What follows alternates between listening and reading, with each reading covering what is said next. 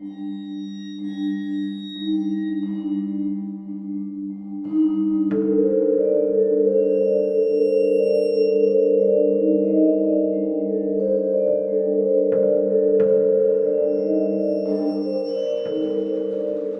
hello, and welcome to Al Dente Rigamortis.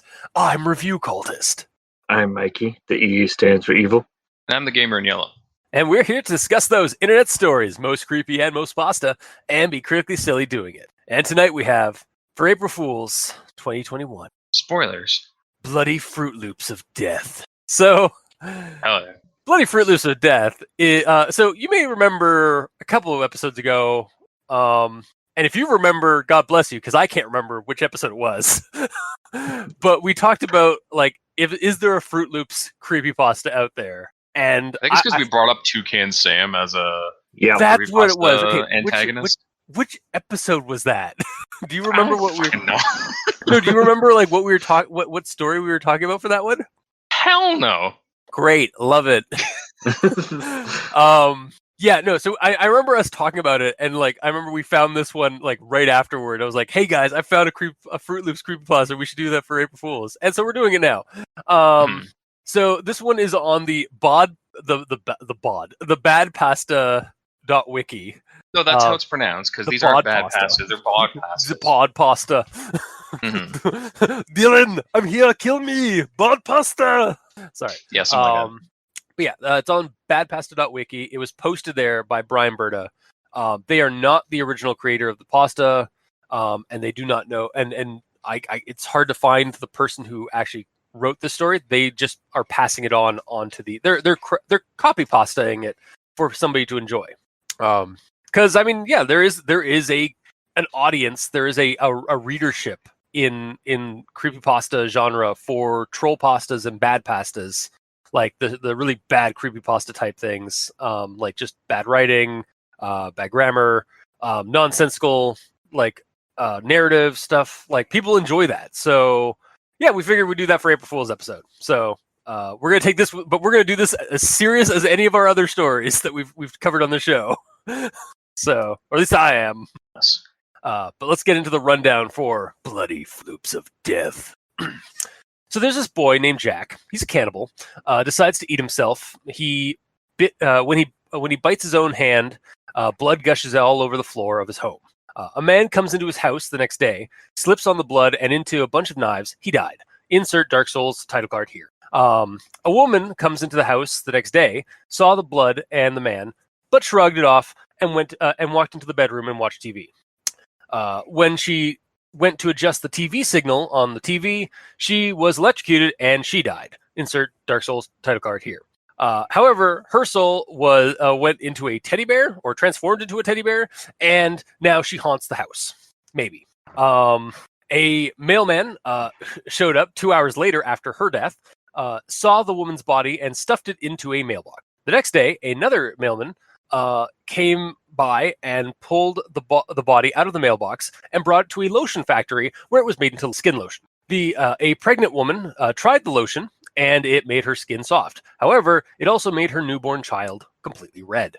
The red boy grew up to become a serial killer, crushing Fruit Loops, because it's serial killer as in cereal, like breakfast cereal, and crushed the Fruit Loops under his foot. He was caught by authorities and executed in the same manner as his serial victims. He died. Insert Dark Souls title card here. It was... The execution was broadcast on national TV, even being shown to preschoolers. His body was then turned into meatloaf and sold for $5 million by a woman who ate it and died. Insert Dark Souls title card here. Turning into a pile of Fruit Loops in the process. Her kids ate the Fruit Loops and died. Insert Dark Souls title card here.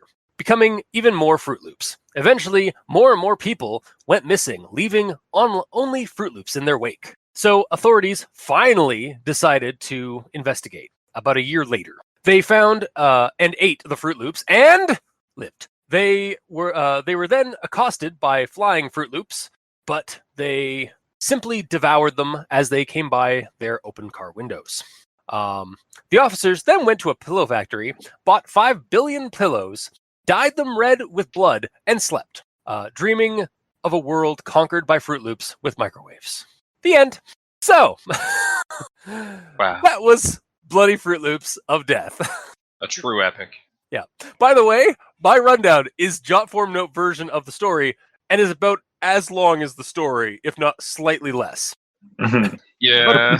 But the page itself, like the contents of the story, fits on about a page according to Google Doc. And my rundown is about is probably about like a paragraph shy of a page. So like it's about like 5 or 6 lines shy of a page. So, and that's of the course closest like, you guys are going to get to us reading a story. I was tempted. I was like, maybe we should just do like, hey guys, we're gonna do a narration right now. Yeah. But I was like, no. It basically did though, because it's pretty much laid out in rundown format on the website. Yeah, and what's funny is like most of my between my grammar acquisition and my actual thoughts, I cover most of the story anyways. So with quotes. So without further ado, let's get into everyone tolerates the grammar inquisitions at this point anyway. So one day later, a man came into his house, seen the blood-covered floor, and started skating in it. So personally, I'd make the numerical version of the numbers that are used in the story the word versions, not the numerical equivalent. Because like there's a couple of times where it's like they use like the number, or they use like a number, or I think actually this might, they use a couple of times, but like they, like this one in particular, like one day later, it's like I feel like it should just be like the word one day. It would also add to the character count of the story to make it seem bigger. Exactly. Also, I have one on that. Okay. Sorry, go ahead. I thought you were moving on. Go ahead. No, I wasn't. Also, it's saw, not seen. That's gonna become that's gonna be a common trend with my grammar acquisition. By the way, is the saw not seen? Mm-hmm. Sounds like a website. Yeah, saw not seen. It's the for people who have it's never watched the Saw movies. or it's about like all the it's about like all the saws that are in like in movie scenes like right before somebody dies. Yep. Or it's some like it's some like weird anomaly, like some weird phenomena about like people like dying, and like during like some of the crime scene photos that people see online, like when they're researching like true crime stuff, there's always a saw in the background. It's like the saw did it. The saw not seen. That'll be our new true crime podcast. Is the saw not seen? Totally. So was that the one that you were talking about there, Gamer? the saw not seen, or was there something else in that sentence? Oh, there was something else as well. Okay, cool. The very end, it says, and started skating in it. Shouldn't it be on it? Because you're skating on the floor. I mean, skating in the blood that's on the floor. Yeah, it depends on how thick the blood is, I guess.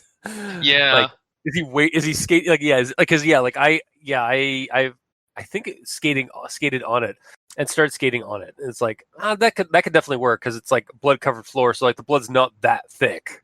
Yeah, unless the blood is deeper than the soles of your shoes, then you would be in it in that situation. Yeah. Well, it's hard to say either way. Mm-hmm. Actually, and then the next one is a similar kind of situation. So here's the quote: "The man fell onto the knives drawer, and the knives spilled out and stabbed him. He died." So it's supposed to be into, not onto. Like the man, not necessarily. The man fell into the knives drawer. Well, because like I'm trying to think about it. Like the man fell into the knives drawer, and the knives spilled out. So like that's the only way like those knives are spilling out is if he fell into them, like not into that drawer. Well, if he fell onto the drawer, I guess it could work. And that's making the drawer shift and buckle and throw the stuff out. Shit. Okay. It's not like the drawer's big enough that he just cannonballed into it. Yeah. I guess so. Yeah. Also in the sentence, so it's knives or KNIVES, not KNIFES. At the very end, like he uses knives, spilled out and stabbed him. However, you even used the correct version of it earlier in the sentence. Shh. It's fine. This is when I knew it's like, oh no, I've made a horrible mistake. Or it's like that's the troll of this pasta. Yeah, that's purposefully done to annoy. I wonder if it like we'll get into that later, but like but yeah, moving on to the next section. A lady came in the next day after that and seen the blood covered floor and the man that was stabbed. So she moved on and walked to the bedroom to watch TV. Again, saw, not seen. Also, I might even put like a period instead of a comma after stabbed. And then remove the so after that. Just to kind of break it up into two sentences, I feel like might be a better thing. So it's like a lady came in the next day after that and saw the blood-covered floor and the man that was stabbed, period. She moved on and walked into the bedroom to watch some TV. Yeah, I had pretty much the same correction, although after my period, I added in no big deal, comma, so she moved on to like add on to the fact that she didn't give a shit. Or even like she shrugged and kept walking. It's like because that's kind of the mentality I'm feeling from this story. Yeah, like there's like people just walk over like weird things. It was Tuesday, so she moved on. Yeah. The next one here. So here's a new one. After that, the mailman came about 2 hours later, seen her electrocuted body. Again, saw. Another one. Another mailman came the next day to bring some mail, to bring some more mail. He opened the mailbox and seen the body stuffed inside. Again, saw the body stuffed inside. I should have done like a scene counter. Yeah. The next one here. When she had her baby, the baby's skin was soft too, but it was also red. But it was a red baby. So this one, it's kind of hard to say it without like talking about it, but babies is done as in like the plural babies, not the possessive babies. So it's possessive baby sounds like a demon possessed. Also sounds like my I guess like a fuck. I lost it. I was trying to come up with yeah. It's my high school ska band. Oh, there you go. Possessive babies. Anyway, it just needs the baby and then like apostrophe s, not babies as in like BABIES, because that just means that there's more than one baby. Correct. And then the next one here, they found the pile of Fruit Loops and were like, I love me some Fruit Loops. Well, it's a good thing you found Fruit Loops and not Foot Loops, or else you'd be turned into cereal too. That's the reason they survived. Yeah. That's why I changed. Yeah. It was Fruit Loops. Mm-hmm. But yeah, it's supposed to be Fruit Loops. I know it's dialogue. He has a weird slur, this character. Yeah. You're making fun of his accent. Oh, we'll get to that. Trust me, we'll get to that. But yeah, Fruit Loops. Love me some Fruit Loops. So the next one here. Then one day they were driving home and flying Fruit Loops appeared. So they opened the window to the car and started eating the Fruit Loops as they flied. I think you want as they flew? Yes. Or maybe as they flew by, because like otherwise I was thinking it's like are they in the car flying? Or like because I mean at this point I'm going full dream logic here on what the hell's going on in the story. Also, like my comment is this is some cloudy with a chance of meatballs nonsense right here going on. They're being attacked by flying Fruit Loops. But yeah, that's my grammar inquisition, guys. So Mikey, the East End. All right, let's see here. Number one, there's no formatting at all. Yeah, no, you're right. It's all one paragraph. It's all one paragraph. Yeah, it's all one paragraph all the way down. Yeah. I'm glad you touched on that. I totally gapped on that. Yeah, I just like, it's a Badpasta. It's like this is Spyro.exe all over again. It's par for the course. Yeah. All right. And then the next one I have here is it should be and instead of but, because Jack was very ugly, but he liked to eat people. So it should be and. I think it's like does it? But he likes to eat people, or is it and in the story? Well, it's but in the story. Okay. Yes. So, yeah. So Jack was very ugly, and he liked to eat people. Yeah. That makes. Yeah, that makes sense. Like he doesn't like to eat people because he's ugly. Like unless he does like to eat people because like he's ugly, but he's ugly, so he would be like awesome and cool. However, he eats people. Is what it's saying. Yeah, like he's ugly, so we should feel sorry for him. But he does eat people, so maybe don't give him so much credit. Yeah. But I do agree also. So yeah, no, I agree. And then the next thing I have is I guess it's a conjunction junction, even though it only has one conjunction and one it. Are you serious? Yep. I was like, oh, wow. Okay. All aboard the conjunction junction. Doot, doot. Is that a good, or is that a good intro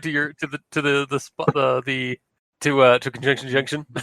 Sure. Why Or not? no, it should be next stop conjunction junction because you're already on the train. Yeah. Okay.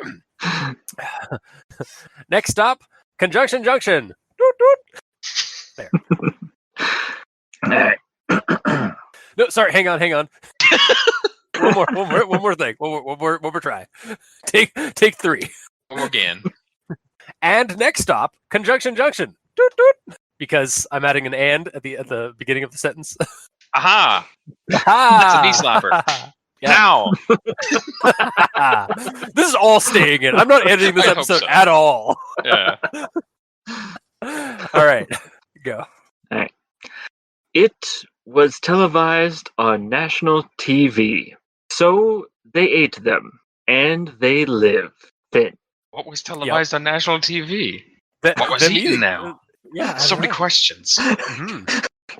Also, if we want to kind of dive in a little bit more on that, I would even like the last sentence I covered from a grammar position. I kind of feel like should get some attention on that as well, like a little bit, maybe not on conjunction junction, but like who the okay. So then one day they were driving home and flying Fruit Loops appeared. So they opened the window to the car and started eating the Fruit Loops as they fled. So at that end part, so like at this, like I feel like at the end there, it's like, and so like we know, so I guess we can kind of guess that like the police officers from the last sentence are the ones that are driving, and then the Fruit Loops are flying at the beginning of the story, but then at the end, I kind of wanted to like be a little nitpicky and just like so they opened the window to the car and started eating Fruit Loops as they flew.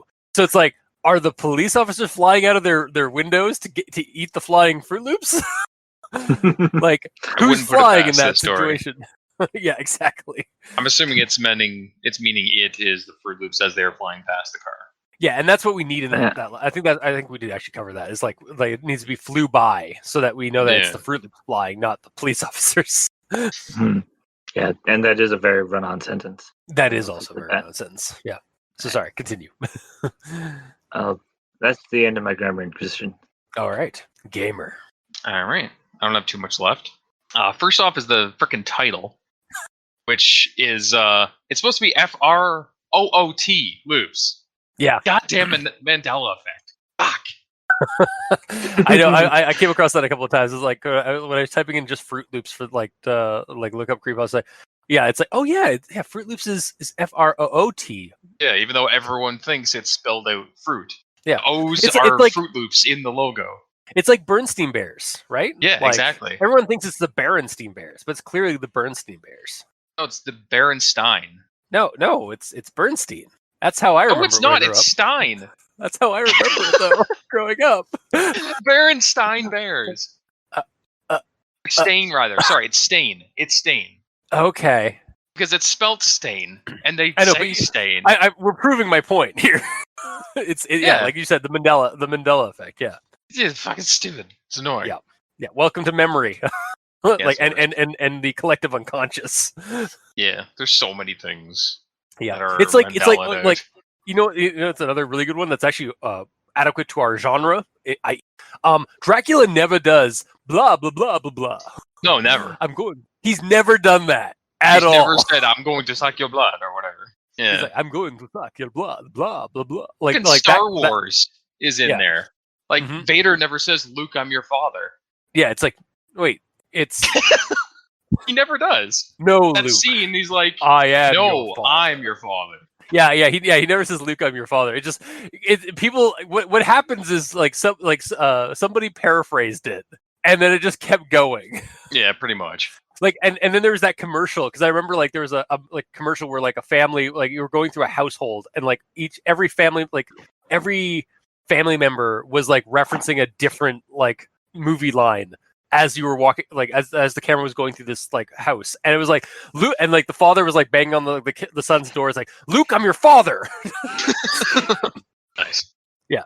But yeah, no, it's true. Like, yeah, it's just like people remember something weird, they paraphrase it, and then it's telephone tag, basically. Yeah, it's generational pop culture telephone tag. Mm-hmm. But, all right, so now that I'm past the title, yeah. Honestly, most of my other ones you guys caught anyways. Okay. But my other one is yeah, I don't think you got this. It's the mailman one. After that, the mailman came in 2 hours later, seen her electrocuted body, picked up the corpse and stuffed it in the mailbox. So just the way that went out, is it like he showed up to put mail in the mailbox and then saw the body through the window, so he went in, picked it up, and put it in the mailbox? Yeah, because like he had to go inside the house. Yeah. To go, and he completely ignored the knife riddled body of the man. Yeah, of course. Yeah, maybe he saw some flashing from the window, of the on the side of the house where like the bedroom was, and like looked inside the window. It's like, oh, there's an electrocuted woman there. I should stuff that into the mailbox. Yeah, that makes sense. Because I mean, like, yeah, no, we'll get into that in actual thoughts. Like, yeah, but yeah, it's like sentence wise, that's like how. Yeah, the way I rewrote it is after that, the mailman came about 2 hours later. He saw her electrocuted body through the window. Period. He went inside and he picked up the corpse so he could bring it out to stuff it in the mailbox. Yeah, that works. Yes, and that's it. I love that sentence. That works for this story. Yeah, just like the insanity of that sentence. You're like, yeah, that makes sense. That's all I got for my grammar. You guys got everything else, basically? Cool. All right. Just like my brain turned to mush, so I stopped. Forget what happened. Yeah. Drugs may have been used while reading this story. No. While writing this story. Yes. Maybe. How's the flying purple possum gamer? He's pretty good. He went home. Okay. Yeah. So on to actual thoughts, where we actually get into like the meat and potatoes, into the meatloaf and Fruit Loops of this story. Nice. So I'm gonna start with this comment, this quote here. She walked over to the TV and electrocuted herself. She was also dead. She turned into a teddy bear and started to scare the little children. So and prior to this, like, actually, I guess I should have added a little bit more. This is like also like before this is like she walked into the house, saw the man who died from all the knives, and then shrugged that off, kept walking into the bedroom to watch TV, and then the TV wasn't really working, so she tried to turn it on and then got electrocuted, stuff like that. This feels like a video game, like a video game or board game sort of move to me, or like kind of like video game or board game logic. Or even like Munchkin kind of logic, like, oh, like or even like a skit from, or like a scene from something like the movie Clue, where it's sort of absurdist humor style horror. Like these people are just like dying, and then like the next person in line is just trying to progress, like just trying to power through it, like through this haphazard death trap house. Like they're just like, there's no regard for human life. there's no like no consequences to somebody dying. It's just kind of the reader is just reading in awe. It's like, what is happening? But meanwhile, like the people aren't real people in this story. They're just like, oh, that guy's dead. I want to go watch some TV. And then like he gets like all aliens are robots. Yeah, exactly. It's like, I am human. Yeah. This is how humans work, right? Yeah, it's like yeah, and I get into a little bit later like another idea I have for this, but yeah, at this point in the story, like at this point in the game, I was just like, this is like absurdist humor mixed with horror. Like this is the movie Clue, kind of, because like, oh no, they died. Well, how'd they die? It's like, and then like they're like they let off like some kind of like funny little quip, and then that's the end of that. Like they don't address the actual like like the atmosphere of like somebody dying.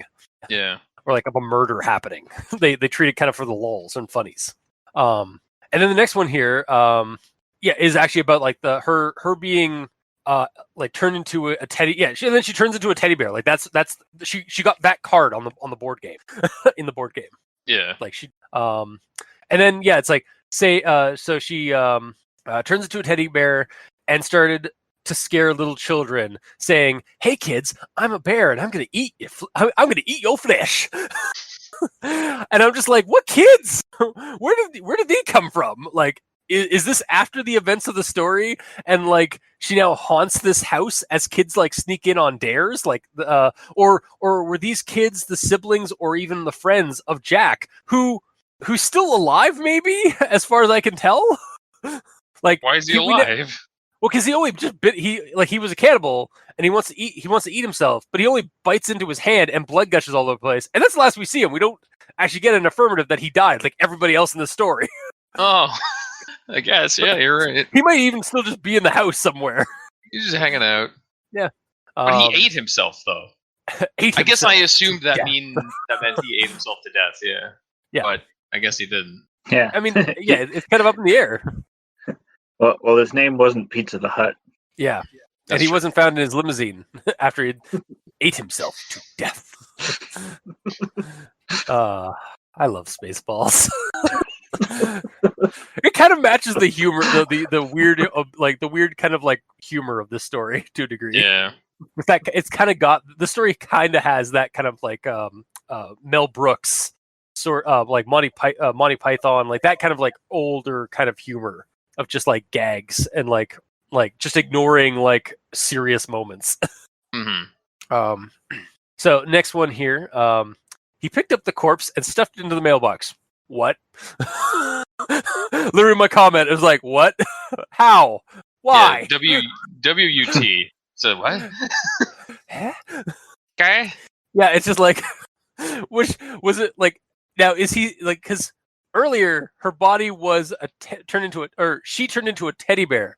I kind of familiar like went with like a Chucky route where like her soul went into a teddy bear, but maybe it's the whole body just metamorphosized into a teddy bear, or like so like she stuffed it that way. No, because the body got turned or put in the mailbox. Yeah, so no. Well, no. it doesn't specify which corpse he put into the mailbox. So it could be the guy that was stabbed. Okay, no, but like he saw. Oh yeah, so he saw the electrocuted girl, the woman in the window. Went inside. Oh, there's this other corpse. I'll take this corpse and stuff it in. Can't have multiple corpses. That makes as much sense as anything else in the story. Yeah, that's fair. Yeah, I was just like, this was the point in the story where I was just like, okay, this story's not going to care about certain details, so I'm just not going to really care too much about certain details, except for like making funnies and stuff, and maybe Of course. coming up with some stuff for the story. And my next one, I actually kind of added on to the story a little bit, or built onto the story a little bit with this next one. He got it, took it to a lotion factory, and then watched as they turned it into a bottle of lotion. He then delivered the lotion to a pregnant woman. She moisturized her skin with the blood-filled lotion. Her skin was so soft. Ah, yes, Countess Skin Lotion. Brought to you by Elizabeth Bathory Cosmetics, which, if you're not in the know, Elizabeth Bathory, also known as the Blood Countess, was known historically, or maybe just like through a legend of historical facts, for killing young girls and bathing in their blood to keep her skin smooth and youthful. Nice. So, yeah. She ended up being imprisoned inside of a tower for the rest of her days after she was captured by, I think, either the authorities of her own nation or an enemy nation. But yeah, Blood Countess. She was also the inspiration for that movie Staying Alive, the one where like you die in the game, you die from. Oh, was that one? Yeah, she's the main like spirit or antagonistic force in that story, or in that movie. Fuck. Yeah, I thought that was Gamer.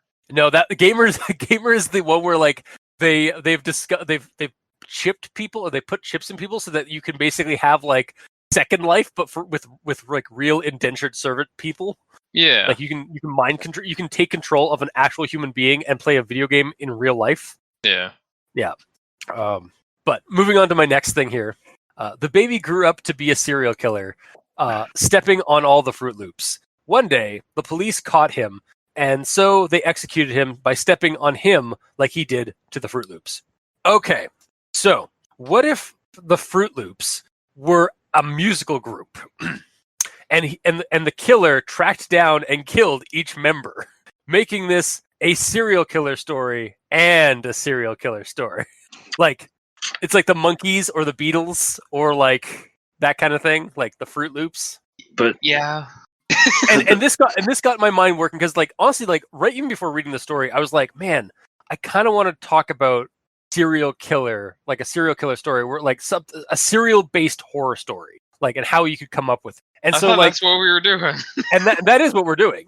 So, like, Yeah. so when I read the story, this was actually like a good part in the story to kind of take that. So, like, I'm not gonna lie, I like the idea of playing around with this kind of like wordplay of a creepypasta. Like, have a cursed cereal, like a cereal box, like full cereal that has like a Freddy style like spirit bound to it. And like anyone who finds this box of cereal at like a discount store, a dollar store, brings it home, and like the next day they end up dead. And like the next morning they end up dead because the spirit has like come out and like killed them. So actually be like a serial killer, like kind of supernatural element, or conversely, like I brought up earlier with the kind of like the band. And it's closer to the story. Yeah, have a serial killer, write a serial killer story where he's offing the members of a kid-focused rock band that's named for a cereal brand. Or maybe it's the death metal band called Bloody Fruit Loops of Death. Yeah, exactly. Yeah, it's like that. You've introduced me to a metal band from like I think Finland or like Norway. That like they are basically a heavy metal band or like a death metal band geared toward children, and they're in like dinosaur like cosplay. Yeah. Mm-hmm. I forget what they're called. Yeah, do you remember what they're called? Hang on. Not on the top of my head. Metal band in dino suits. Heavysaurus are a Finnish heavy metal band that formed in 2009 with music aimed at children. The band members are known for performing in dinosaur costumes. Yeah. Yeah, so like basically you have that kind of thing, or like again, like branding, like bands that are branded to a certain like corporate entity are nothing new. So like maybe this guy's just really pissed off about like the cereal company, so he decides to like go after the band that's advertising the cereal type, right? So like the first couple of killings, like you don't really bring, like maybe the first one or two killings that he does, you don't bring up that like they're part of a band, but then like as like the story goes, like you leave hints and stuff like that, and then you realize that he's offing the band members of a group called the Fruit Loops, and that's why he keeps saying like the name, like it's like I'm gonna kill these Floops, or I'm gonna kill these Czechs questers. I mean, yeah, like it's that kind of like silliness, but like it kind of adds a little bit of, you have a little bit of morbid fun with telling a serial killer story. Mm-hmm. But yeah, that's kind of my take for like using the serial killer concept, because I just like that idea of just like the play on words. Like I understand why somebody tried to do it with the story, even though it's a little bit more surreal and like dreamlike than I would have liked. But okay, you don't really like dream stories, don't you? I do. No, I mean I don't mean like I hate the story because of that, but I mean like I went into the story expecting, I don't know what the hell I was expecting. Bloody Fruit Loops of Death, probably. Yeah, I was expecting actual bloody fruit. I was expecting Fruit Loops to be the killer, not to have just be like kind of a, I guess, an aftermath as a result. Okay. But yeah, Mikey. Just continuing on. What if the Fruit Loops are actually fairies or pixies of some kind? Because later on they're flying. Oh, okay. We've been we've been eating fairies this whole time. You should be putting them in bottles. Yeah. I mean, yeah. I mean, Link eats the straight up like Link just straight up like bottles them up and like uses them for indentured servitude when he's close to death. So Pretty much. yeah, I mean like how many cereal brand characters are like fairy focused? Like we got like the leprechaun from Lucky Charms. We got wasn't there like a chocolate? I might be thinking of like the Keebler elves. Didn't they have a cereal? Or am I just thinking like they were more of a cookie focus, right? Yeah. But yeah, Fruit Loops. Yeah, just straight up be like the Fruit Loops are actually like some kind of like fey creature. Mm-hmm. Yeah. All right. I'm seeing what you're putting down. Gamer, do you have anything else to add to the serial killer ideas for a creepypasta? Not really, because we touched on basically all the ways that you can use that. I guess so. Yeah. Did we do the one where there's a killer out there who is basically like maybe he owns a cereal manufacturing plant and he's like poisoning all of the cereal that he's making? Oh, so Kellogg back in the day. Yeah. I'm not gonna lie, like I think there was actually some allegations that like Kellogg was inadvertently like poisoning like not Frosted Flakes but cornflakes. Really? Or something along those lines. There's some kind of Kellogg was not a. I might be construing it with a movie that was like kind of like a weird like surreal autobiography of Kellogg, but like there was some weird shit going on between back in the original cornflake factory back in the day. But yeah, no, I like that. Like it kind of like harkens on like kind of again real fears that people have about like food and stuff like that. Like when like some guy a cereal owner goes nuts and starts poisoning his cereal, and that would that make him? I don't think that would make him a serial killer so much as a mass murderer. Yeah, what's the difference between serial killer and mass murderer? Like just the scale?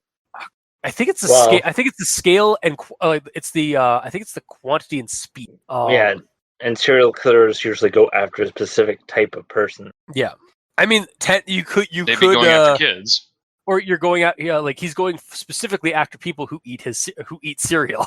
Yeah. He is. Yeah, like, and man, the dude have a field day with that. It's like serial killer found. It's just like it would literally be like the word cereal, not cereal. Yeah, totally. Yeah. Yeah, that I could get behind that. I could see that because I mean, like that there is an aspirin kill into pharmacies, and it doesn't even have to be the guy who owns the corporation like that makes the food.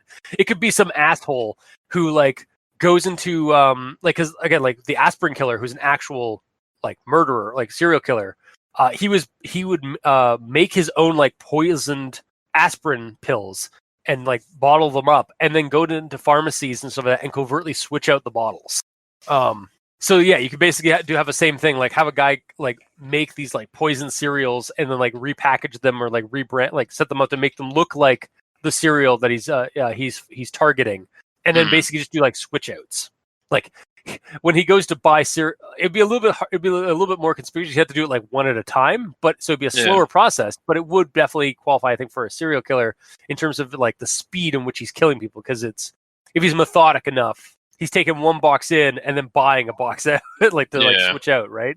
I love how we're talking about how somebody could do this. I mean, but to be fair, people have done this in real life. Also, it really wouldn't work because A, you'd have to sneak in a box of cereal, and B, when they scan the box of cereal to buy it, it wouldn't really scan right because it's not part of their actual inventory, right?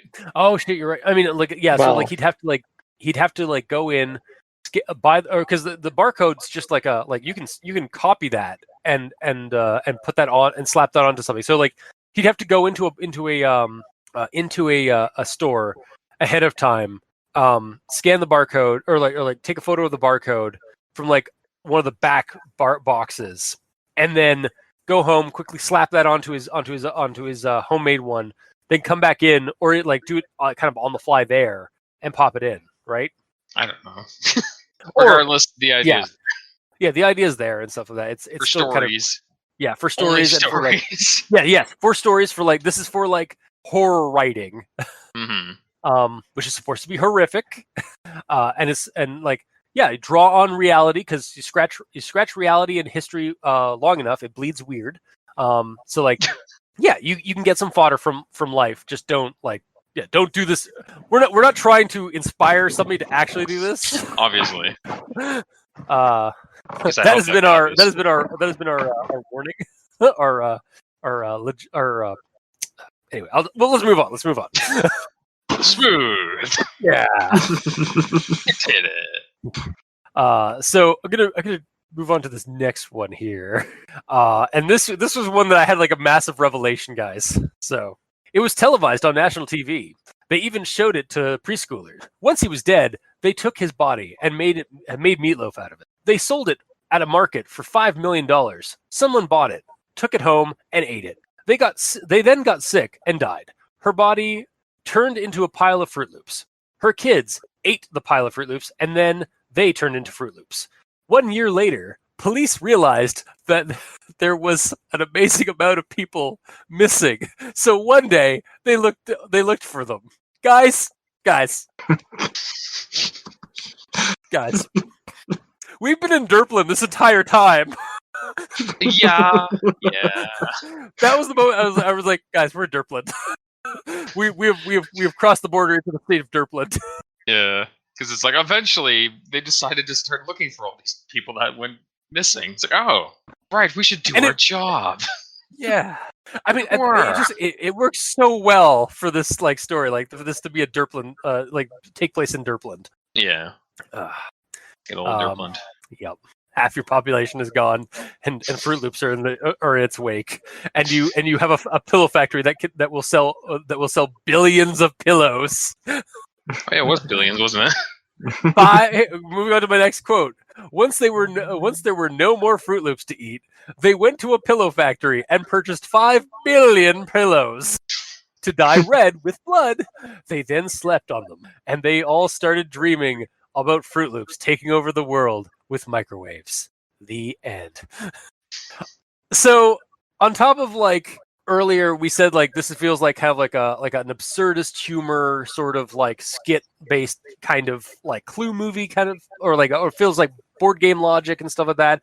Then I got to the point where it's like this is just Derpland, and then like by the end of it, I was just like, this feels like the transcript or like plot summary to like a lost episode TV show or lost episode movie that like some kid watched like when they were a kid and became obsessed with and tried to hunt down, and they realized they were just watching Static as a child.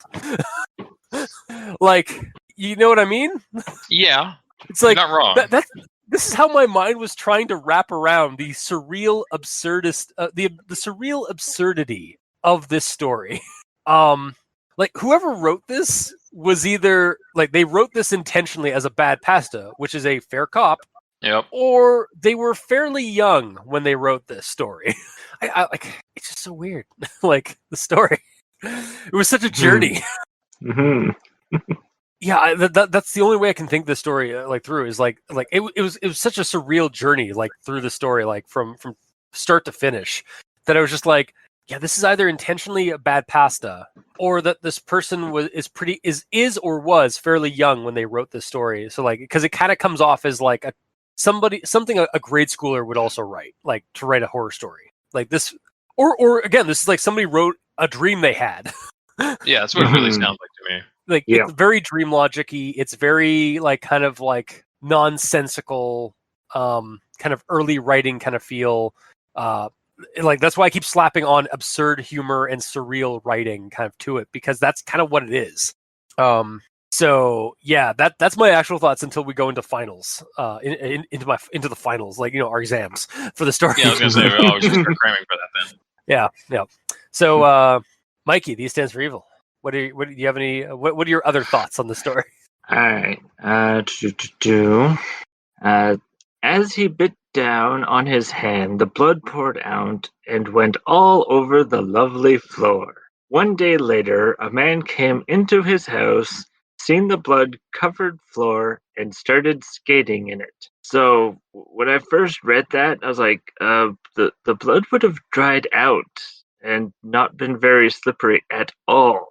Yeah, it'd be sticky at most. It'd be like the floor of a theater. Yeah. Yeah, it'd straight up be the floor of a seat. It would not be like he would not be able to skate on it at all. Wait, are you telling me this story has a plot hole? Impossible. Yeah. Hey man, this is the closest we've ever gotten to Who Was Phone. I mean, I didn't want to say that, but Yeah, and the only way that I made it make sense is that the house doesn't have any heat and it's in winter, so the blood actually froze. Oh, yeah. It's just in Canada. Oh no, that means that Derplin's a province. No, no, it's not. So we'll move it to Alaska. Yes. It's a county in Alaska. Or no, it's the wait. How many states are there? Hang on. How many states? 51. There are 50.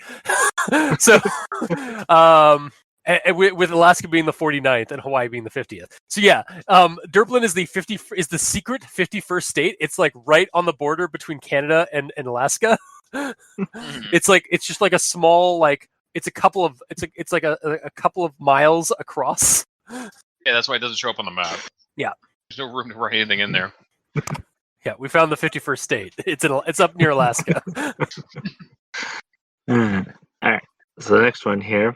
A lady came in the next day after that and seen the blood-covered floor and the man that was stabbed. So she moved on and walked to the bedroom to watch some TV. And just go. Yeah, my response was either this lady is a horrible person or is a Mr. Magoo type character. Yeah. I was definitely leaning toward the Mr. Magoo, kind of that kind of silly humor sort of thing. Mm-hmm. Yeah. And then she turns into a teddy bear, and at which point I was like, well, I should just throw out these notes, and this is not. No, never. No, don't ever do that. Just lean into it, man. Just gotta lean into the insanity as a cultist. Just lean into the insanity. Well, just at that point, any sort of reality is just out the window. So No. I just sort of leaned into it and just went into the craziness, and didn't have much to say for the next sections because of it. Okay, so your attitude switched. It was like, all right, let me just turn my brain off for a second, or let me just flip the switch here to gear it towards insanity. Mm-hmm. I like how I pantomimed flicking a switch on the back of my head when no one can see that. It's fine. It translates through your voice. Yes. All right. So the next note here. Her body turned into a pile of Fruit Loops. Her kids ate the pile of Fruit Loops, and then they turned into Fruit Loops. So this bit reminds me of SCP-956. Ah, yes, the pinata pandemic. Oh yeah. Yes, the pinata that converts children into chocolate or into pinatas so that they can then gestate chocolate bars that turn people into more pinata or more chocolate. It's Majin Buu, the creepypasta. Oh my god, yeah. Also, I just realized we got to call back from the it never mentions that the kids died. They just turned to Fruit Loops. Yep. So these are the flying Fruit Loops that are later in the story. Wow. I just realized that could be that could be the case. My God, they don't die. Yeah, it's oh my God. They become sentient. They become in Eclipse phase. They're a nanoswarm. they're just a swarmoid morph of Fruit Loops, where they're just a swarm of millions of tinier things that are all connected through a singular consciousness. Seems legit to me. Mm-hmm. Though, to be fair, I would never use Eclipse Face for to run this kind of game. I just run this in Fate or Wushu or Cthulhu Dark. Just something real Ruse light, because you're already kind of going insane here. God, I kind of want to run a Carcosa style game where your investigators go into this world where reality starts breaking down around the players, and it just becomes an insanity grind. and just kind of like traipse it. It's not like Carcosa or Derpland is Carcosa as a physical state. Like it's that's what it is. Like that's what Derpland is. It's Carcosa in a under a mask, but it wears no mask. Derp derp. Wow. Derp, derp. Anyway, sorry. All right. Is that where Mr. Derp is from then? Mr. Derp? Yeah. Who the hell's Mr. Derp? I'm Mr. Derp. Derp. Hits himself in the head with a hammer. What's that from? South Park. Oh, okay. He's the replacement I of Chef. I should have known. It's gamer. Yeah. You either do gamer humor, puns, or South Park. Pretty much. Hey kids, I got yellow stuff or white stuff. Derp. Have yellow with sad white. Anyway. I love Mr. Derp. So my next thoughts are more kitchen stuff. Okay. So I don't know if we've had a kitchen segment yet. I kind of inadvertently did my kitchen segment like with a quote because it kind of tied into that. So yeah. Okay. Yeah, if you'd like to go now, yeah. All right. So the thought process. Hand us our bowls of cereal. We're in the kitchen now. No, sorry. Yes. So my ideas on how to make cereal creepy. The basic one is the cereal is alive, which is, I guess, sort of a classic trope because it's even sort of in the Futurama episode, The Problem with Poplars. The problem with what? Poplars. The tree? No. It's basically, in that episode, Leela finds these weird balls on a planet and eats one, and then it becomes a franchise. Son of a bitch. I know exactly what they're referencing now. And for anybody who's not a Trekkie, the problem with Poplars is the problem with and anybody who's listening to us might not be Trekkie. The problem with Poplars, and I guess like the Poplars like on a different planet and like some of that, is totes a parody of the Trouble with Tribbles episode from Star Trek, the original series, where like Captain Kirk gets obsessed with Tribbles and like Tribbles just take over the ship. God damn it. Sorry, it took me a second.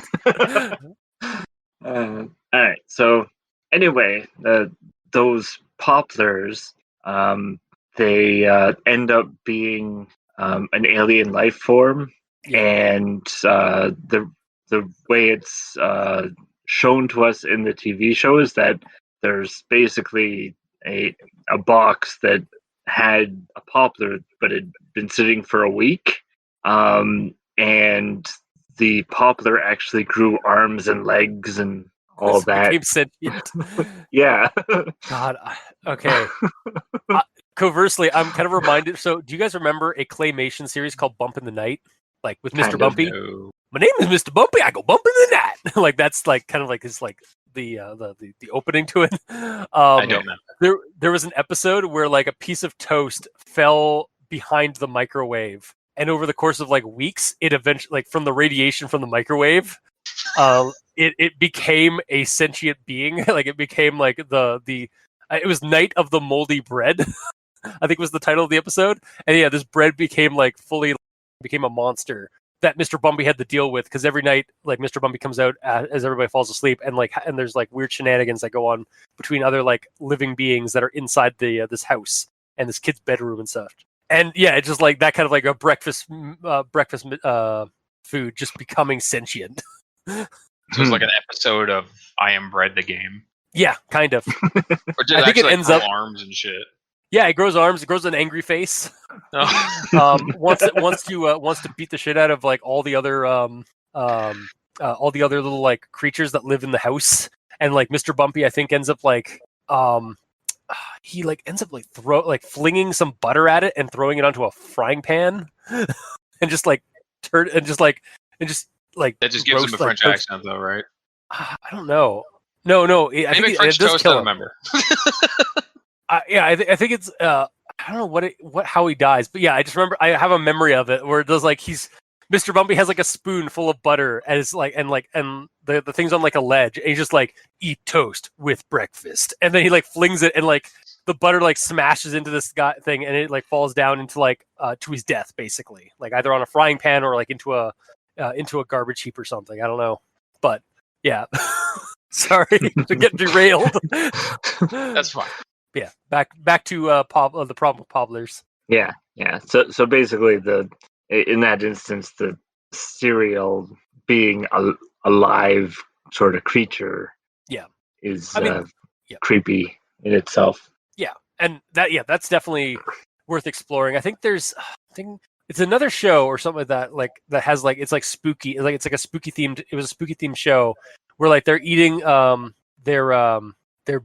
it's like they're eating like basically like Cheerio style brand.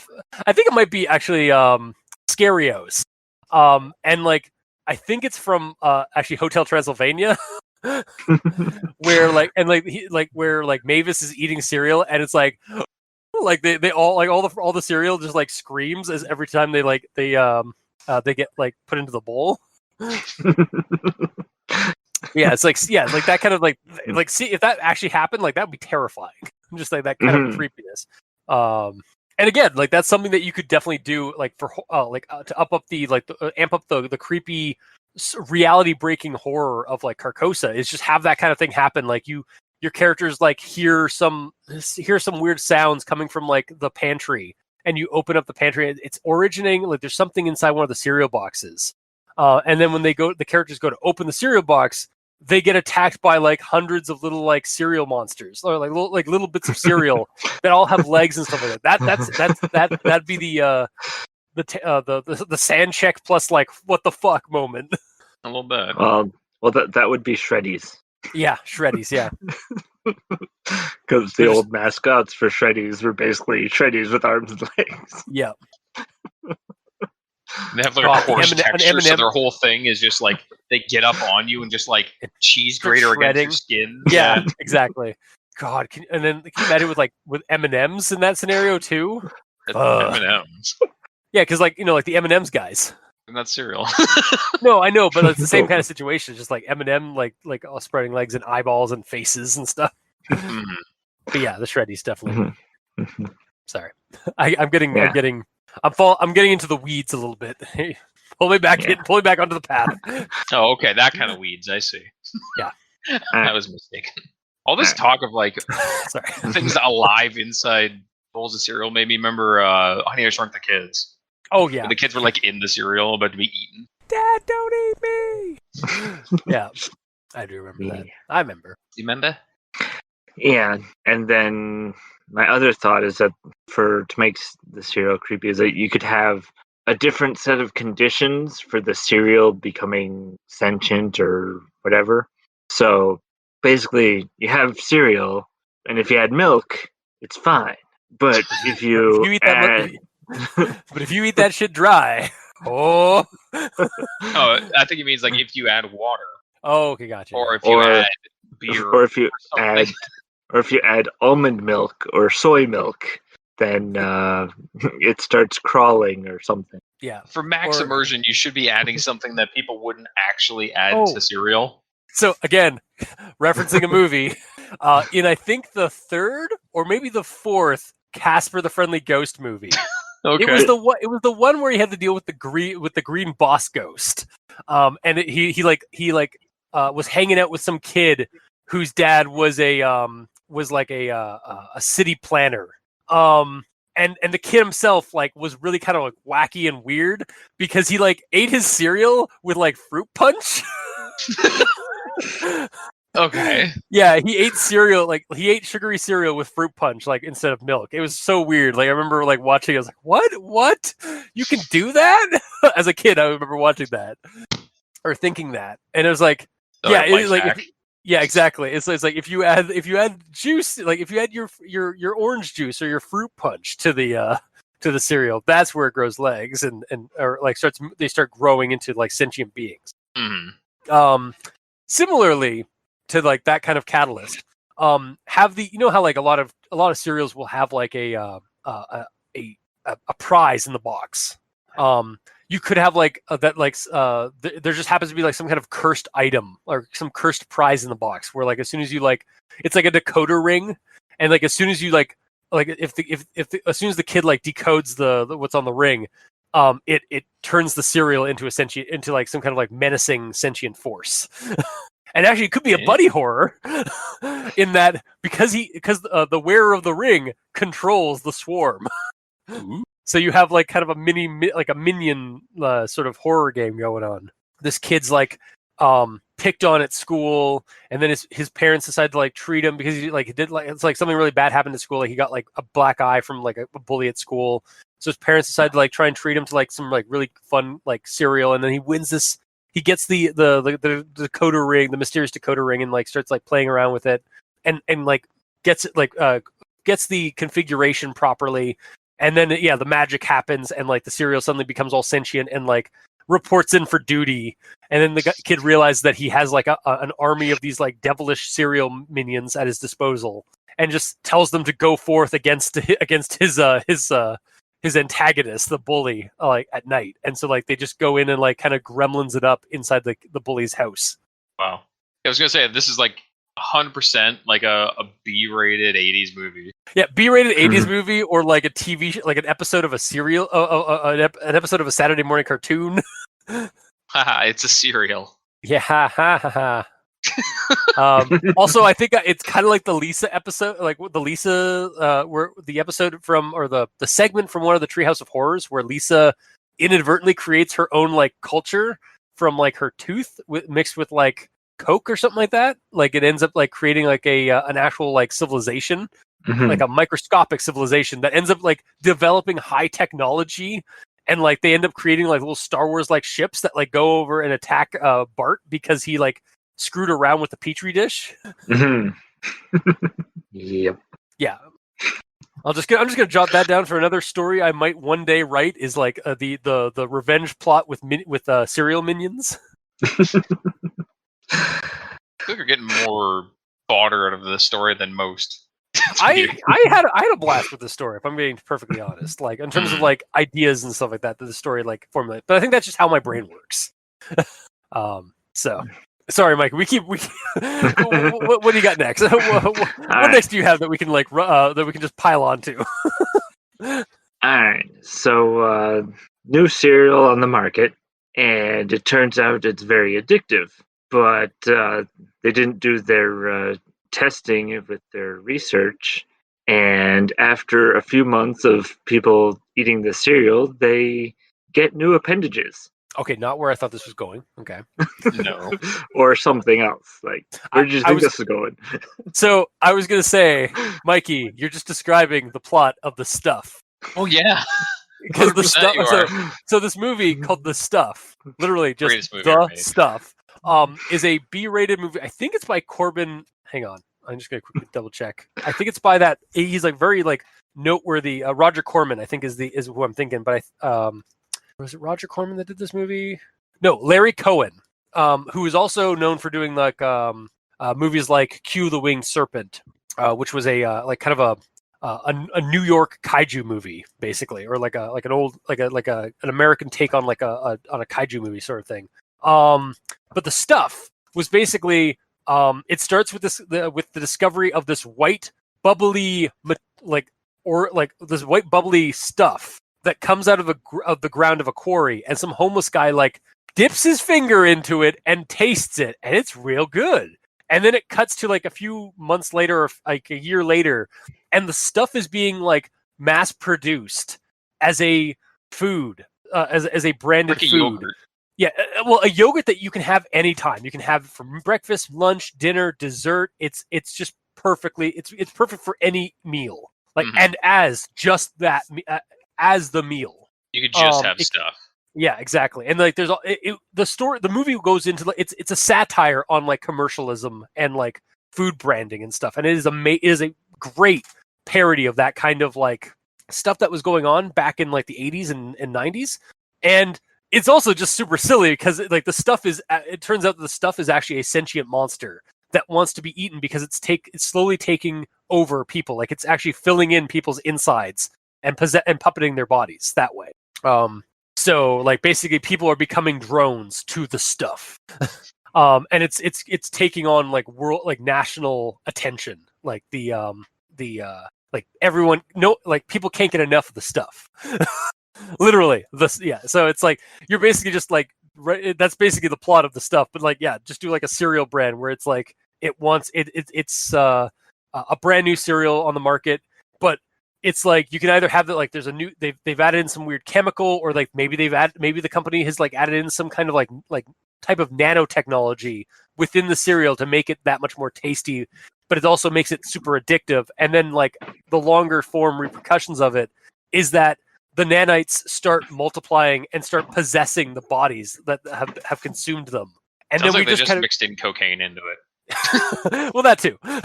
Yeah. But then like like, if you're going with the nanite thing, like it's we just kind of have like basically transhumanist horror going on, like where like the cereal and like the thing that's in the cereal that makes people addictive is actually like basically changing people and making them like drones. But yeah. So, Sorry. Just like I got like super excited and then you just like, yep. Did you expect anything else? I guess not. Mikey's a very mellow demon. Yeah. And then the last one here is that also with the addictive cereal, you stop consuming it, and then something bad happens. Like we get a new round of zombies. Yeah. It's A new round? Was there a previous round? no, like a new form of zombie, I think is what he's trying to get at. Yeah. But yeah, like, I kind of like it kind of reminds me of like first off, it kind of plays on the elements of like what drugs do to people when they go into withdrawal and stuff. Mm-hmm. But also like they're fine, they're drone like, and they're fine if they keep eating the food. But as soon as they if they lose their source, like if they can't get the cereal and they can't eat it after like a couple of days, they start mutating into like a horrible monster. And it kind of reminds me of that movie Daybreak, with the one where like vampires completely take over the world, and like they need to drink blood, otherwise they become horrible like bestial beings. But otherwise, like, it's a civilization of vampires, but their blood supply is running out. Yeah, like they're normally fine if they're good to go on blood.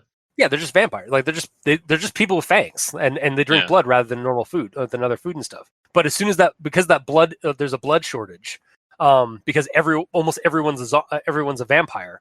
The ones that can't get the blood start mutating and turning into like these horrific feral versions of vampires, and like that's the kind of similar situation. Like you get, and again, it's a good like commentary. Like it's a horror, much like sci-fi stories are good for like social commentary. I feel like sometimes horror can also do the same. So this is almost like a smart horror where it's like telling a commentary on like dependency on a certain on a product. And yeah, you could have like that kind of commentary while also telling a story about people getting addicted to a cereal, and then when they can't find that cereal, they start turning into horrible monsters because they are cereal deficient. Dependent. Yeah, they're cereal dependent. Well, they have a deficiency because they're we're both right. And then they become serial killers. Wow! Because they're going around. They become around. Because they become these monsters, like feral feral killers that are hunting down the boxes of cereal, and they'll kill anybody in their way. Wow! So the story starts off as actually a police procedural, or like where they're investigating some murders, and then that's where they find out that this cereal that everyone knows about in the story's world. Like that was the one thing that like apart from the people being like slaughtered, like there's a couple of like ripped up boxes of this cereal in the kitchen. And then they start tracking like that. That's how they start tracking it. And you start kind of finding out in the story that these people, like the thing that's killing these people is actually a person who hasn't been able to get their own stock of that cereal, and they've turned into a monster after several days of withdrawal. Like you can even have like the character, like even have like the show like that the cereal has taken over like to a degree like society a little bit. Like one of the police like officers is like he's like the first on the scene, and he's got a coffee and a cereal bar of that brand. Sort of thing. Like just kind of add on to like you bring it up like somewhat subtly, like have like maybe like they're passing by a billboard with the cereal branded on it and stuff like that. And the character notices that because like that was the cereal that had the boxes that were ripped up in the victim's home. And so yeah, they start investigating that, and like that's where you introduce that. That's how you introduce the serial killer. It's a codependent to the cereal. Yeah, the whole thing is just called serial killers, and the cops think that it's potentially multiple people that are doing that are serial killers at the same time, but you end up finding out that they're serial killers. Yeah, because they're Gin. Or it could be a group of them. Like there are a bunch of like homeless people that got hooked on the cereal and like spent all their money on the cereal and then like went destitute, and so now they can't get their cereal and now they're mutating. Mm-hmm. So we got a hobo creepypasta now too. But it also kind of sheds a little bit of light on like the hobo's predicament because they're homeless because they're addicted to the substance, and it kind of makes them sympathetic as much as like the monster and the antagonist. Wow, we had a little bit more complexity to this this plot line that we developed. Basically, just laid out the plot of an entire movie, or a creepypasta, like a much more serious take on a silly concept. But that's what creepypastas do, and I love it. Wow, thank you, Mike. I'm writing down notes. I.e., I'm going to listen back to this and take notes. Yeah, you really don't have to write notes at the moment. At the most I'll just like write down serial killer based on drug dependency situation. It's a serial killer, actually. Yes. Hmm. Yeah, do you have anything? Nope, that's the end of my actual thoughts. Okay. And kitchen. Yes. And what a kitchen that was. I am full. Well, let's see if you have a little bit of room. I was going to say, I squeeze a little bit more in there. So, the gamer. We'll see. How you doing? I'm all right. How are you? Everything's fine here. Chatting. Yeah, everything's fine here. How are you? Yeah. So right at the start, there's the note that says, "I did not create this pasta. I have no way taking credit for writing it. I'm just passing it on." My note to that is, no way taking credit or blame. We'll see. Yeah, that's true. I didn't even think about that until now. It's just like, wow, way to like just like, no, I totally didn't do this. I'm just passing it along. Considering you can't find it anywhere else as well, yeah, he probably wrote it. Yeah, I mean, I looked around, like I did a cursory like search around line, like Bloody Fruit Loops of Death, creepypasta, like the writer of sort of thing. I could not find much on it. So, or it's possible that it has a different title and he just called it Bloody Fruit Loops of Death. That's also true. So if somebody's out there like wants to like either knows who wrote this story, or is the writer and wants to take credit or blame, yeah, or blame, send us an email at aldenteremortis@gmail.com. That's ALDENTERIGAMORTIS@gmail.com. Plug. Yeah, just do the entire outro there. Yeah, the before you even like start your stuff. Yeah. So. And my next one is just once upon a time. There's a little boy named Jack. He's very ugly, like to eat people. And my response is, well, that escalated quickly. Like, that set the tone right away. First sentence. So it's good to set it up that quickly, I guess. Then my next one is on the knives drawer situation. Yeah. Where he fell onto the knives drawer, the knife spilled it and stabbed him. He died. So this drawer hasn't been described before. Was the drawer just opened, but still like in the cabinet, or was it pulled out and set on the table? So it might be a thing where like you need to add a little bit more, but again, this is like a bad pasta. But like my picture of my mental image was like he slipped on the blood, crashed into the counter where the drawer was closed, and in doing so he jostled the drawer like it was super loose, or like it was like super like it was just easy to open up. So like as soon as he hit the counter, it like as he fell, like maybe he hooked onto like the knob, or like it just swung out, and like in the swinging out motion, like as soon as it abruptly stops at the end, all the knives just like spilled out that way. Oh, okay. Yeah, that makes sense. Because otherwise I was like, how would they be flying out with enough force to kill him? Okay. Yeah, that's how I interpret it. That's how I mentally watched that video. That like he slid along the floor, his head smacked into the bottom of a cupboard, which jostled the thing loose. It slid out slowly and like fell out onto him. Yeah, exactly. But it went like front first because it's heavy on the front and it spilled upside down. Exactly. Yeah. Sure. Why not? But then like right after that, a lady came in The next day after that, seeing the blood-covered floor, the man was stabbed, so she moved on. Answer that is, what kind of house is this? These all just like random strangers coming into this house to kill themselves, or is this like some sort of suicide house that they pay to come in and just kill themselves at? Yeah, we're living again in the alternate America where like there's suicide booths, but they're not suicide booths; they're suicide houses. Yeah, it seems like it. Actually, my take is like, why couldn't we just have like this was the dad and the mom of Jack? I feel like that would have made so much more. Like that would have like cleared this up right away. Yeah, because these are the only two people that come in, right? Yep. Aside from the mailman, who's actually like identified as a mailman, not anybody, not just a man, another man. So. Yeah, that's right. Okay, that would make more sense. It would. But do we want more sense? I don't know. Probably not. Then the mailman comes by, does whatever, then the other mailman comes by. And my response to that, like he came by the next day, and my response to that was the most shocking disturbance of this world in this story is because the mail just arrives 2 days in a row for some reason. Wow. Like why? I mean, no, Well, mail. Wait. Yeah, it could be different mail services. Oh, that's true. Oh, yeah. maybe, yeah. Because I mean, there's like there's the regular mailman, like the USPS. There's UPS. There's FedEx, and there's like Amazon, right? So. Yeah, but they usually refer to those as the FedEx guy. I mean, it's still a mailman to a degree, but yeah, I guess, yeah. I mean, wrong. like UPS, yeah, and yeah. Actually, now I think to counter myself, it's just like, yeah. I mean, I call the UPS guy the UPS guy, or the FedEx guy the FedEx guy. Mm-hmm. The post office people are like straight up just like, oh, it's the post person's here. Yeah. So. If you walked up to the FedEx guy, like, how do you like your job as a mailman? He's like, I'm not a mailman. Yeah, mildly offended. Yeah, how dare you? And then he kills me. Yeah, of course. All right, so how cliche. You went postal. Got him. All right, so.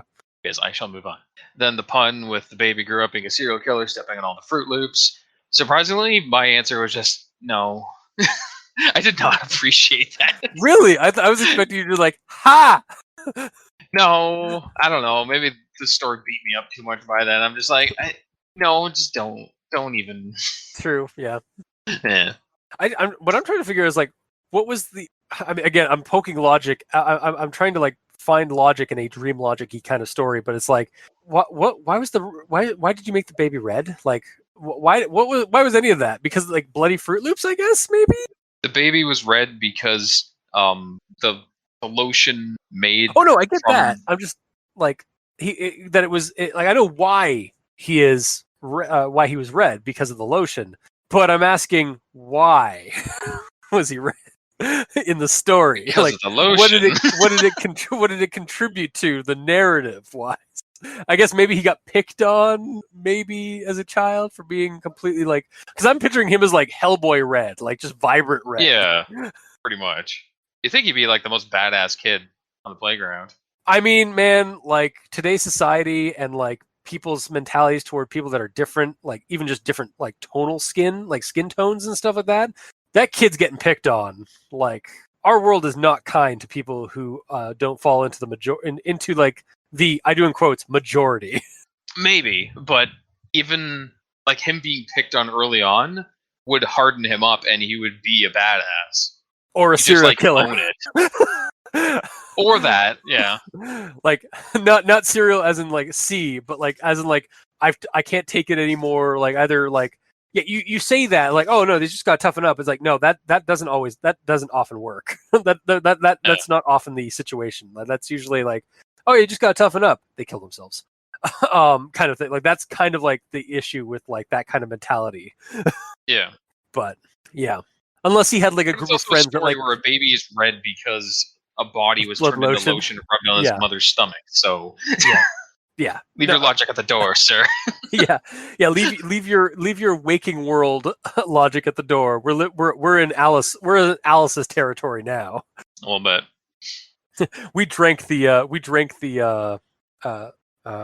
We went down the rabbit hole, and we are now spiraling down through dreamland. So pretty much. But moving on from that, still talking about the baby though. He's a little older. One day the police caught him. They executed him by stepping on him like he did the Fruit Loops. It was televised on national TV.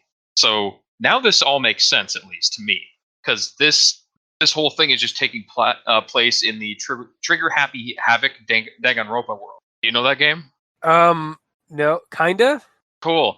It's the one that has like a bipolar teddy bear as like their mascot character. He's like the villain. You've been Like, watching Game Grumps, haven't you? Shut up. One half of it is like Because I know they've been. yeah. I know they've been playing that game recently. So. Yes, but regardless, it's very much like that because that's exactly what happens when the teddy bear principal, kills one of the murderer teenagers in his high school prison. This all makes sense. I know. Principal, that's so. I'm gonna go and watch My Hero Academia, where there's a sentient white bear man as the dean of the college. So if you excuse me. Yeah. Oh, okay. But regardless, in that the psychotic teddy bear principal murders the teenagers that are in school prison by killing them thematically to the kid's thing that they're good at. Like when the kid dies, that's the quote unquote ultimate baseball star. He dies by getting strapped to like a pole, and there's like a pitching machine that's just shooting balls at him full auto until he dies. Oh God. Yeah, and it's all like animated. Yeah. Horrible and awesome. Yeah. Yeah, it's pretty much the same shit here. That's so we know who the chief of police are. Yeah, it's a teddy, he's a teddy bear. It's Ted. Mm-hmm. Yeah. This is Ted 3. Oh God. Ted 3, police brutality. Oh wow, it rhymes a little bit. Anyway, yeah. Mm-hmm. And my last note is just I'm disheartened by the lack of Toucan Sam in this. Or even Fruit Loops, really, because it's just at the end. The house and the people that were killing themselves in it was the subject of the story for like half of it. You know what this story is? It's the origin story for the creepypasta about Fruit Loops that we wanted. Yeah, that's all it is. That's straight up all it is. Like it's like we like you said, like we only get the Fruit Loops until at the very end, but like everything else is just like the what led up to having Fruit Loops, like people turn into Fruit Loops and stuff like that. Mm-hmm. So we need to tell the story about the true story after the story. Yeah, I'll get right on that. Yeah. Yeah, that's the end of my actual notes, though. All right. So I guess we'll move on to final thoughts with that. Honestly, it was a bit of a fun read to me once I got over the fact that, like, all right, this is silly and stupid. Like, I know there's an audience for bad pastas as the bad pasta and the troll pasta wikis and communities can attest. Like, people like that kind of silly shit. Like, and like they like to make fun, like kind of poke fun at like the super serious creepypastas by making less serious and kind of dumb and intentionally shitty creepypastas. Like there's a market for that online. So I can kind of get that, like why people like enjoy this kind of thing. Especially like I said, when I turned them off my brain, like the story kind of became a little more interesting and a little bit more fun. And as we've talked for like almost 2 hours now, there's definitely fodder in this story to speculate on for telling a more like serious creepypasta using these silly ideas. Mm-hmm. If you want to read a silly, strange short story, this ain't going to take a whole lot of your time, and it's probably going to fill in that niche if you're into that kind of bad pasta, troll pasta sort of stuff. Otherwise, I mean, it's on Badpasta.wiki for a reason. So, like, otherwise, it's not for everyone. That's where my recommendation goes. It's just kind of a half recommendation in that it's like there's a group of people that are going to enjoy it, and there's a group of people that aren't going to enjoy it. So. I mean, you can also say that for every single creepypasta ever. Yeah, but I'm still also I'm devil's advocating it. My recommendation on this one, like I'm being the less like I'm sure you guys are gonna like just tear a new one on your recommendations, but I'm being devil's advocate. It's like, you know what, I wouldn't recommend this otherwise. As like if you're into like actual if you like horror creepypastas and stuff like that, like actual like horror serious ones, you're probably not gonna like this. But if you're into troll pastas and bad pastas, yeah, I'd recommend it. So, Mikey, the E stands for evil. Give us a more clear, defined, non-centrist recommendation, which I'm sure you have. Well, this story is more of a sort of nonsensical dream. Yeah. And once you sort of turn off your brain, like you said, and just allow the nonsensicalness to flow, then let it flow over you. Then you can enjoy the story for what it is, but it takes until, at least when I was reading it, till the teddy bear incident before Yeah. you realize that this is not to take the story seriously at all. Yeah. 100%. I couldn't agree more. It's like that is definitely the tipping point. Like you can kind of get away with the other like the death like the previous deaths and like weirdness. Just like all right, just that's kind of odd. And then like the teddy bear thing's like all right, throw my notes away. As soon as it goes into fantasy logic. Yeah. We have officially entered a dream. We've been incepted. Yeah.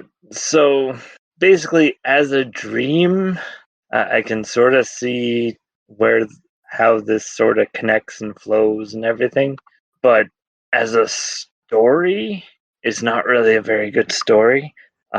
So the most I can give this is a very slight recommendation if you want to read a dream sequence. But So the same kind of situation I was in.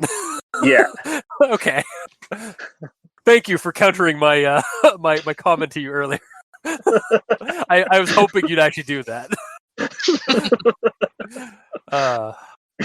Yeah, no, it definitely feels like I agree. Like it definitely feels like it's either the writing of writing down of a dream, which I've done in the past, and then I've then taken those notes and converted them into a more coherent story. Or it's intentionally written like this to be bad because that's like for the lulz, like YOLO, like troll pasta.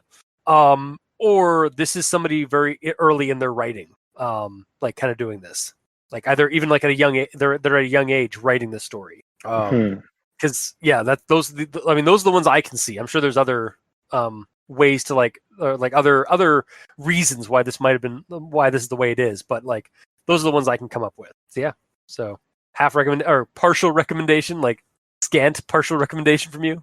All right, and then gamer. No. Thank you for being the stalwart, having the balls, the chutzpahs, or the cojones to just like light that torch and raise that pitchfork. Hell yeah! I mean, the thing is crazy. Obviously, Yeah. You get that from the very first sentence, and it just gets crazier.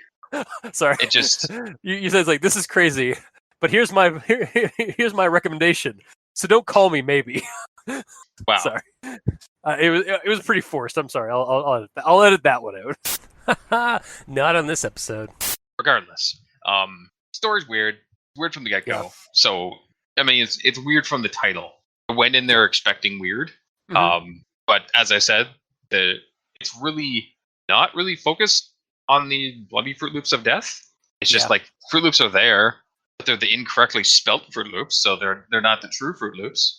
There's no Toucan Sam. I mean, I really wish Toucan Sam had popped in. Like, yeah, this opportunity because you could be doing like a follow your nose thing to like lead on cops to like find the bodies or whatever. Then he can have a witty one-liner. It's like, two can play at that game. Oh, oh man, that's so much better. But as you said, I can't even take credit to that. I saw that when from the Corridor Digital crew when they improved the effects for Birdemic. Oh yeah, right. They're actually friends with the actress who was in that, and they gave her like a big spotlight scene in it, and they were coming up with bird puns for her one-liner against like a boss bird at the end. That was great. Oh god, yeah, and yeah, that definitely came in. But yeah, it's just like that's yeah. But back to this. I don't want to say I'd rather read Spyro.exe. Oh, but I might say I'd rather read Spyro.exe because it was bad in like a hilarious way. This is just confusing and weird, and I know it's because it's dream logic. It's supposed to be. You know, I think would make this. You know what I think would make this so much better, and it kind of harkens back to something I said earlier. If it ended with like the end, and then like the next one more paragraph at the end is like that was the video I watched when I was 5, or when I was in my teens.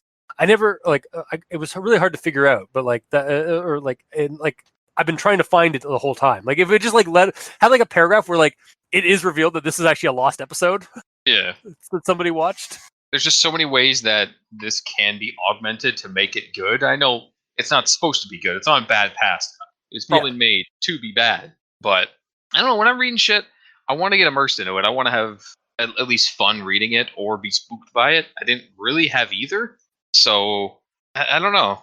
Fair. I mean, again, like I don't think I think we've talked about it before. Like you're not super into absurdist humor or like dream logic sort of stories, like the Inceptive kind of stories. So like this kind of you're more like hard logic sort of stories, right? To a point, yeah. Yeah. Like stuff should make sense unless it's in a world that is like explained that this is how things work in this world. This is not the world that I'm in. Like it's an alternative dimension where that sort of thing is normal. Hence why I was trying to make logic like, is this like a suicide house that these guys are just showing up at and killing themselves at and stuff like that? And see, like to me, that's part of the fun of this kind of story is that. But like again, I can see why it would piss off somebody, or like, or just kind of like, or just like I don't get it, like kind of thing. Like I can understand that kind of situation too. So yeah, I mean, I get it, and it's not like it was a really long story, so it didn't take a lot of time. Yeah, can you imagine if this was the length of I Dare My Best Friend to Ruin My Life, all one giant paragraph, I'd be like, no, never again. I quit. I'm done. Yeah, I would definitely have vetted this first if that had been if I had seen that it was that long. Mm-hmm. But all in all, the best I can give it is like a meh. I can't really give it a full yes. I'd give it more of a no than anything else because I'm sure there's Badpastas out there that are way more fun to read. You can say you wouldn't recommend it. Just by the by. Like, I know. And that's what I was getting at. I'm sure there's a lot of Badpastas out there that are way more fun to read. So, like, in comparison, I can't really recommend this because I'm sure there's better ones out there. Well, I mean, now that I've discovered that there is, in fact, a Badpasta.wiki. Ah, shit. We found another site, another source of misery and torture. Yay! I love it. Yep. Next time we do this, we're gonna do like a skit. It's like you guys are like acting like you're chained to a wall, and then I just come in. It's like, welcome to Mortis. Would you like to play? No. Would you like to read a pasta?